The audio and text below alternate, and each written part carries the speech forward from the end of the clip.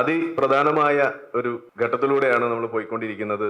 അത് വലിയ മുഖവരയൊന്നും വേണ്ടാത്ത വിഷയമാണെന്ന് അറിയാം. അപ്പൊ അതിൽ തന്നെ വഖഫുമായിട്ടുള്ള പ്രശ്നങ്ങൾ വരുമ്പോൾ ഇവിടെ ഇരുന്ന് നമ്മൾ കേൾക്കുന്ന സമയത്ത് നമ്മളെ മനസ്സിലൂടെ വന്ന അല്ലെങ്കിൽ നമുക്ക് കേൾക്കാൻ കഴിയുന്ന വാക്കുകൾ എന്ന് പറയുന്നത് ജിഹാദ്, ഭീകരത, തീവ്രവാദം, ഇതുപോലെയുള്ള സംഗതികളാണ് ഇവിടെ നമുക്ക് ഇന്നിപ്പോ നിറഞ്ഞു നിൽക്കുന്നതായിട്ട് കാണാൻ കഴിയുന്നത്. ഇത് എവിടെ വരെ ചെന്ന് നിൽക്കും എന്നുള്ളതാണ് നമ്മളൊക്കെ ആലോചിച്ചു പോകുന്നത്. കാരണം ഈ മതത്തിനകത്ത് ജനിച്ചു വളർന്ന ഒരു വ്യക്തി എന്നുള്ള രീതിയിൽ, അതിനകത്തുള്ള കാര്യങ്ങൾ കാണാൻ സാധിച്ച വ്യക്തി എന്നുള്ള രീതിയിൽ പുറത്തു നിന്നിട്ട് ഇത് കാണുമ്പോൾ, ഇതിനൊരു വിമർശകൻ എന്നുള്ള രീതിയിൽ നമ്മൾ ഇതിനെ കാണാൻ ശ്രമിക്കുമ്പോൾ വലിയ വിഷമുണ്ടാക്കുന്ന ഒരു കാര്യമാണത്.